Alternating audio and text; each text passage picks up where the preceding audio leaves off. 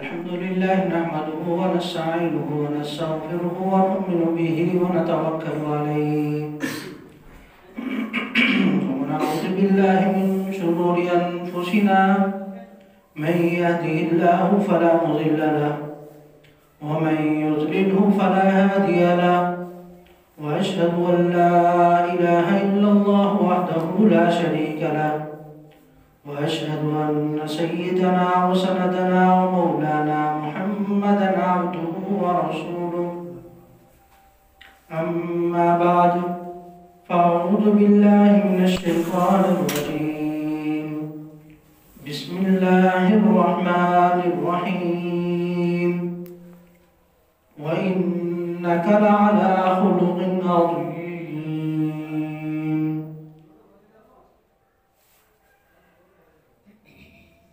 وقال النبي صلى الله عليه وسلم إنما بعثت لأتمم مكارم الأخلاق أو كما قال عليه الصلاة والسلام. صدق الله العظيم وصدق رسوله النبي الكريم ونحن على ذلك لمن الشاهدين والشاكرين والحمد لله رب العالمين. میرے واجب الاحترام قابل صد احترام دوستوں ساتھیوں بزرگوں،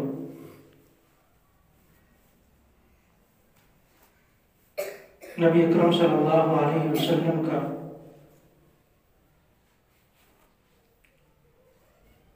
جب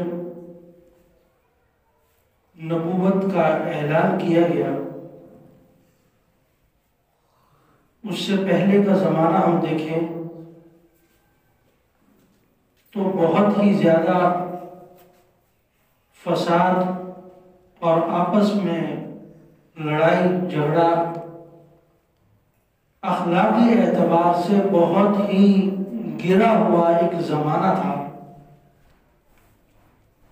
جس میں نبی اکرم صلی اللہ علیہ وسلم کو مبعوث فرمایا گیا. یہاں تک کہ معمولی باتوں پر آپس میں لڑائیاں ہوتی اور وہ لڑائی نسلوں تک چلتی تھی. پردادا سے اگر کوئی لڑائی چلی ہے تو نیچے اگر پوتا بھی اس کو حل کرتا ہے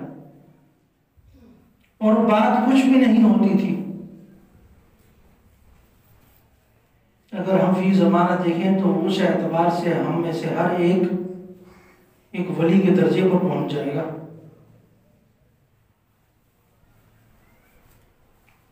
تمہاری بکری نے میری بکری کو مارا ہے، اس پر لڑائی شروع ہو گئی آپس میں.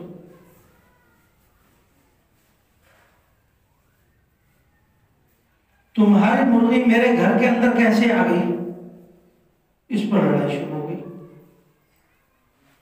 تمہارا اونٹ میرے اونٹ سے آگے کیسے نکل گیا، اس پر آپس میں لڑائی شروع. اگر ہم فی زمانہ دیکھیں تو الحمدللہ ایسی اس دور میں نہیں ہوتی. تو تھوڑا سا اندازہ کریں کہ وہ کیسا زمانہ ہوگا جس میں نبی اکرم صلی اللہ علیہ وسلم کو مبعوث کیا فرمایا.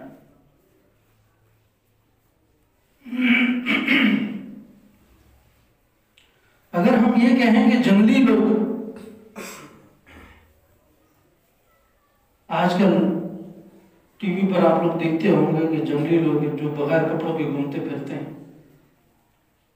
اگر ان کے سامنے کوئی جا کر بات کرتا ہے تو وہ بھی سننے کے لیے تیار ہو جاتے ہیں.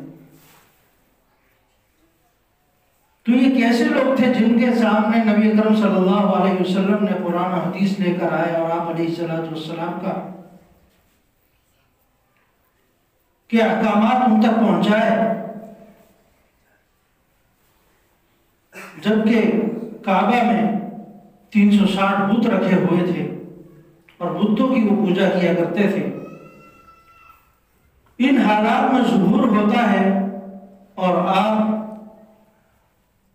اعلان کرتے ہیں کہ اگر میں کوئی اس طرح کی بات کروں کہ تمہارے پر یہ فلاں پہاڑ کے پیچھے سے ایک فوج ہے جو تم پر حملہ کرے گی، کیا تم میری بات کو یقین کر لو گے؟ سب نے ایک زبان ہو کر کہا بالکل کریں گے، کیونکہ ہم نے کبھی آپ کو جھوٹ بولتے ہوئے نہیں دیکھا۔ 40 سال کی زندگی آپ کی ہمارے سامنے ہے، یہاں تک کہ لوگ آپ کے پاس امانتیں رکھواتے ہیں کہ آپ امین ہیں اور صادق ہیں، کبھی خیانت نہیں کرتے، کبھی جھوٹ نہیں بولتے، کبھی کسی پر ظلم نہیں کرتے، کبھی کسی کے ساتھ ناانصافی کا معاملہ نہیں کرتے، تو ہم آپ کی بات پر ضرور یقین کریں گے۔ آپ علیہ السلام نے فرمایا پھر لا الہ الا اللہ اس کا اعلان کرنا ہوگا۔ جب سب نے یہ سنا تو سب پیچھے ہٹ گئے۔ یہ کہ ہمارے پردادوں سے جو دین چلا آ رہا ہے اس سے ہٹانے کی بات کی جا رہی ہے، اس سے ہمیں دور کیا جا رہا ہے، حالانکہ وہی لوگ پہلے اعلان کر کے کہتے ہیں، ایک زبان ہو کر کہتے ہیں کہ ہم آپ کی ہر بات پر یقین کر لیں گے اور تسلیم کر لیں گے، کیونکہ ہم نے 40 سال میں کبھی آپ کو جھوٹ بولتے ہوئے نہیں دیکھا، کبھی خیانت کرتے ہوئے نہیں دیکھا،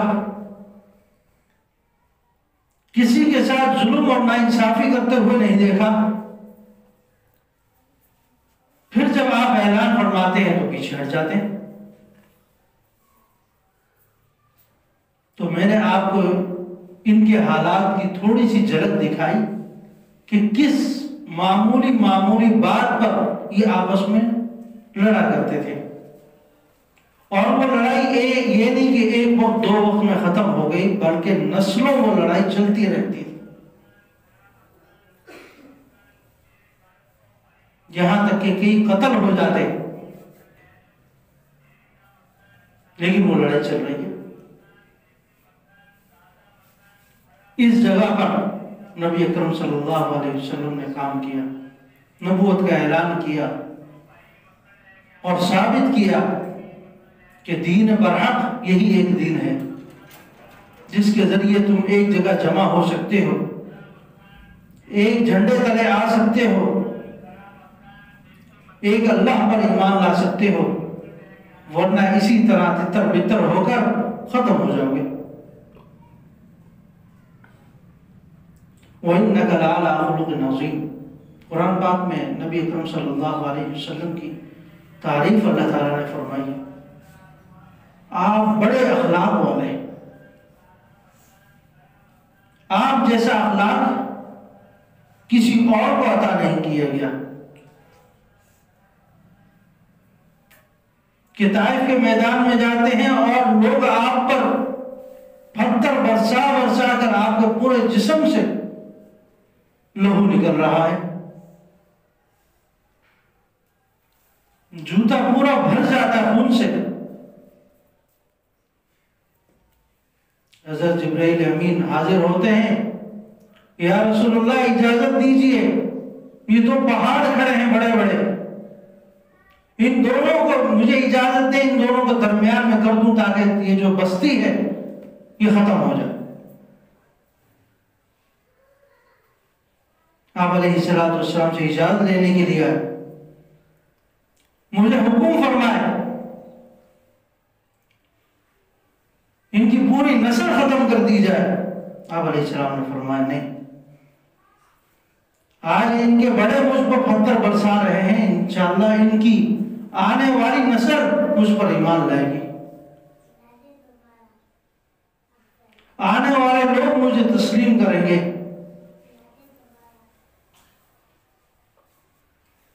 تو اس وقت آپ علیہ السلام نے تکلیف برداشت کی، پیٹ پر پتھر باندھ کر صحابہ کرام کو کھانا کھلایا، اپنے لوگوں کی مہمان نوازی کی، گھر میں فاقوں کے ساتھ گزر کر زندگی گزارتے رہے۔ حالانکہ جبرائیل امین آتے، یا رسول اللہ اجازت دیجیے، یہ احد کا پہاڑ کھڑا ہے، اجازت دیں تو اس کو میں سونے کا بنا دوں، اور جہاں آپ سفر کریں گے یہ آپ کے ساتھ ساتھ جاتا رہے گا۔ اتنی بڑی پیشکش اللہ کی طرف سے۔ آپ علیہ السلام نے منع کیا، نہیں، میں اپنی آنے والی نسل کو دیکھ رہا ہوں، آج اگر میں ایک وقت کا کھانا کھاتا ہوں تو اس پر اللہ کا شکر ادا کرتا ہوں، اور دوسرے وقت میں اگر فاقے میں رہتا ہوں تو میں صبر کرتا ہوں۔ ایمان کیا ہے؟ الخوف والرجاء، ایمان خوف اور امید کے درمیان ایک چیز ہے کہ اللہ رب العزت سے خوف بھی اتنا رکھیں اور اللہ رب العزت سے امید بھی اتنی ہو۔ خوف اتنا ہو کہ میری 5 نمازوں میں سے کوئی ایک نماز بھی قضا نہ ہوتی ہو، دنیا ادھر سے ادھر ہو جائے لیکن میں نماز کی پابندی کروں گا، دن بھر مشقت میں رہتا ہوں لیکن روزہ رکھوں گا، اللہ کا حکم ہے، فرض ہے میرے لیے۔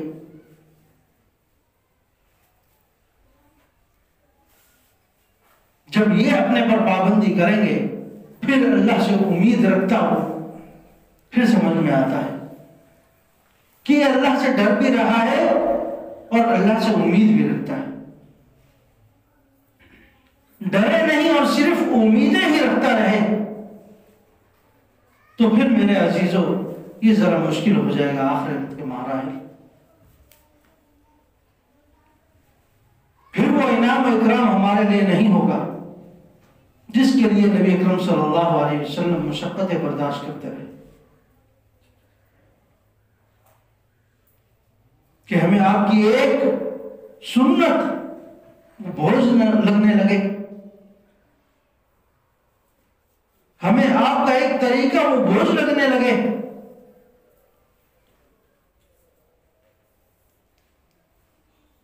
میرے گھر میں کوئی پروگرام ہوتا ہے، کوئی ایونٹ ہوتا ہے، میں نہیں دیکھتا کہ اس کے اندر نبی کی رضا کیا ہے، اللہ کی رضا کیا ہے، میں ادھر دیکھتا ہوں کہ میری خواہشات کیا ہے، بچوں کی خواہشات کیا ہے، کس کے مطابق مجھے چلنا ہے، یہ اس چیز کی پرواہ نہیں کرتا۔ نبی اکرم صلی اللہ علیہ وسلم نے شادیاں کر کے دکھایا، اپنے بچوں کی شادیاں کی کہ دیکھو اس طرح شادی کی جاتی ہے، اگر تم اس سے ہٹ کر کرو گے تو یہاں تک تو تمہارے لیے اجازت ہے، آگے بڑھو گے تو پھر گناہ میں چلے جاؤ گے۔ آج لوگ صرف یہ بول کر حضور علیہ السلام اور قرآن و حدیث کو اٹھا کر باہر پھینک دیتے ہیں کہ یہ کام تو ایک ہی مرتبہ کرنا ہے۔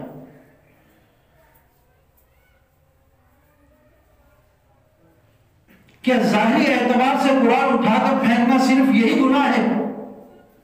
آپ کے اعمال ہمیں نہیں بتائیں گے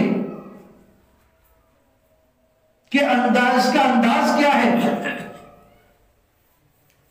کیا پورے علاقے میں گانے بجا کر نبی اکرم صلی اللہ علیہ وسلم کی شریف مخالفت نہیں ہو رہی؟ آپ علیہ السلام ایک بستی سے گزرتے، وہاں شادی ہو رہی، اسی طرح گانے بج رہے، آپ علیہ السلام نے سختی کے ساتھ انگلی اندر کر لی کانوں میں، چلتے جا رہے ہیں، 2-3 میل آگے چلے گئے، جب آواز آنا بند ہو گئی، پوچھتے ہیں ساتھ صحابی سے آواز آ رہی ہے؟ جب انہوں نے کہا نہیں، پھر آپ نے انگلیاں باہر نکالی۔ یہ عمل کر کے کس کو دکھایا؟ ہمیں دکھایا کہ دیکھ لو یہ بہت خطرناک چیز ہے جو تم اپنی صرف واہ کے لیے کرتے ہو، اپنے صرف 2 منٹ کے مزے کے لیے یہ کرتے ہو۔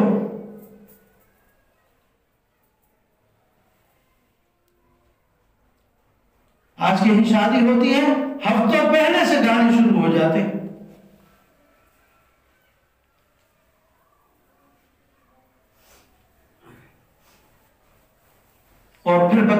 کچھ ہوتا رہتا ہے اندر. اگر ان کی ایک ایک چیز پر بات کی جائے تو ایک مجلس رقم ہے. اتنی ہندوانہ رسم و رواج ہمارے ہاں آ چکا ہے، ہمیں فکر ہی نہیں. وہی ڈرامے دیکھتے ہیں، وہی پھر کرتے ہیں. جو کچھ اس میں دیکھا وہی کرنا شروع کر دیا، اور وہی چیز آگے سے آگے نسل در نسل چلی جا رہی. حضرت فاطمہ کی شادی ہوتی ہے، آپ گھر میں جھاڑو لگا لیں. حضور علیہ السلام نے فرمایا جاؤ تمہاری رخصتی کا ٹائم آ گیا. اسی وقت جھاڑو چھوڑ دی اور حضرت علی کے ساتھ روانہ ہو جاتی. یہ شادی ہے.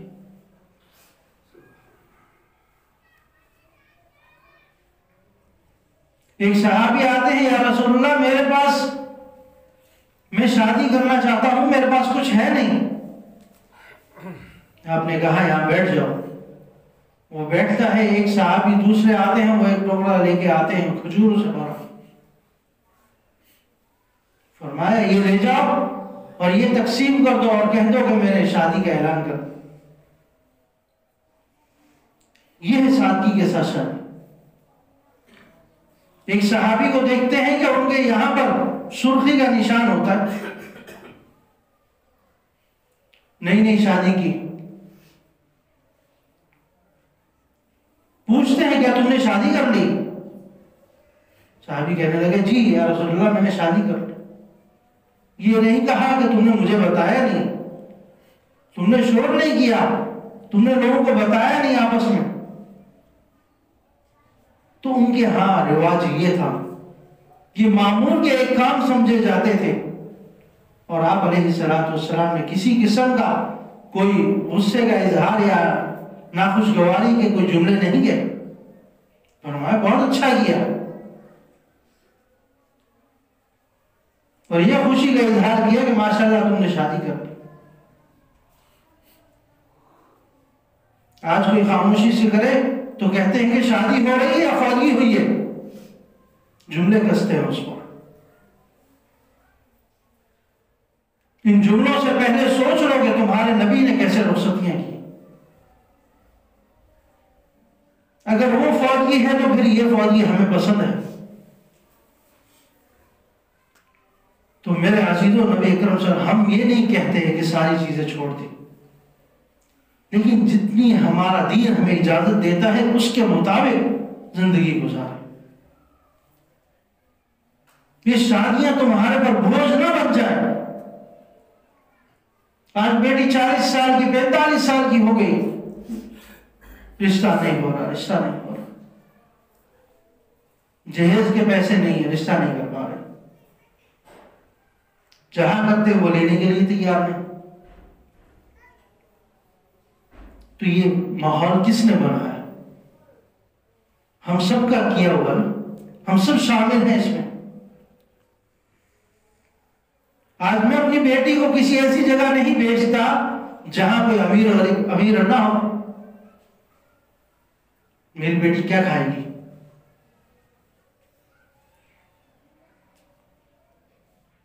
اسی طرح وہ غریب آدمی وہ بھی نہیں لیتا، وہ بھی کسی امیر جگہ پر جاتا ہے، اور نتیجہ تھا پھر بچیاں گھروں میں بیٹھے رہتی.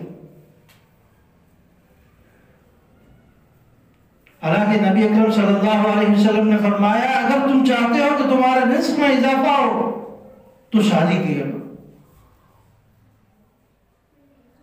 آج ہم کہتے ہیں جب تک بچہ کما نہ لے اس وقت تک شادی نہیں کریں گے، اور جب تک وہ کماتا ہے اس وقت وہ شادی کی عمر گزر چکی ہوتی. جہاں گھر کے اندر 4 بندوں کا کھانا بنتا ہے، ایک 5واں آ گیا تو کیا اضافہ ہو جائے گا. اور اس 5ویں کی وجہ سے جو رزق میں اضافہ ہوگا اس کا اندازہ ہم نہیں لگا سکتے. تو اللہ رب العزت سے، نبی اکرم صلی اللہ علیہ وسلم سے ان چیزوں کو لینے کی کوشش کریں جو ہمارے گھروں میں خوشحالی لے کر آئیں. ان چیزوں سے رکیں جن کی وجہ سے یہ بے برکتی ہوتی ہے. لیکن آج ہم وہ سارے کام کرتے ہیں جن سے بے برکتی ہوتی ہے، اور برکت کے لیے صرف یہ سمجھتے ہیں کہ جمعے کے دن مسجد میں آ جائیں گے اللہ برکت دے گا۔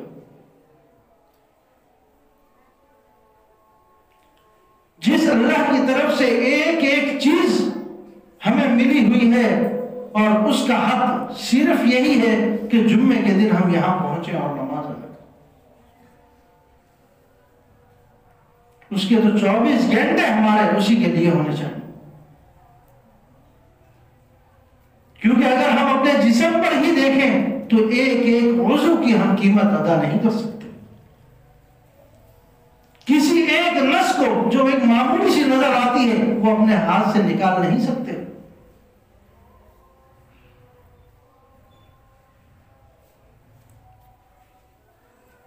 تو اللہ رب العزت نے جب اتنا کچھ ہمیں عطا کیا ہے تو میرے عزیزوں ہمیں بھی اس کے مطابق اپنی زندگی گزارنے کی ضرورت ہے۔ کم سے کم ہم اتنا کر لیں کہ اعلانیہ گناہوں سے بچ جائیں۔ جس گناہ پر میرا بھائی میرا دوسرا دوست گواہ بن چکا ہو اس گناہ سے بچیں۔ سب سے پہلے یہ عمل کرنا شروع کریں۔ میں نماز کے لیے نہیں آ رہا، کیا ہمارے باقی ساتھیوں کو پتہ نہیں چلتا کہ فلاں مسجد میں ہم پہنچا ہے؟ نہیں، میرے سامنے میرے گھر کے سامنے ایک بندہ رہتا ہے، میں نماز کے لیے نکل رہا ہوں، کیا وہ نکلتا ہے؟ نہیں نکلتا۔ کتنے لوگ ہیں جو فجر میں اٹھتے ہیں، کتنے لوگ ہیں جو سوئے رہتے ہیں۔ یہ ہے گواہ بنانا۔ جب ہم گانا چلائیں گے تو پورے علاقے والے ہمارے گناہ پر گواہ ہوں گے، پھر اللہ اس گناہ کو معاف نہیں کر سکتا۔ جس میں دوسرے لوگوں کو آپ نے گواہ بنا لیا، جس میں دوسرے لوگوں کو شریک کر لیا، تنہائی میں کمرے میں چھپ کر کوئی گناہ ہوگا تو اللہ رب العزت سے بڑی امید ہے کہ شاید تمہارے 2 آنسو بہانے پر اللہ تعالیٰ معاف کر دے۔ لیکن جہاں کسی کے ساتھ ظلم کیا ہوگا، ناانصافی کی ہوگی، اس کے پیسے کھائے ہوں گے، اس کی زمین کھائی ہوگی، وہاں جب تک وہ خود معاف نہیں کرے گا اس وقت تک چاہے 1000 سال تہجد میں گزار دو وہ گناہ معاف نہیں ہوگا۔ اللہ تعالیٰ عمل کی توفیق عطا فرمائے۔ وما علینا الا البلاغ۔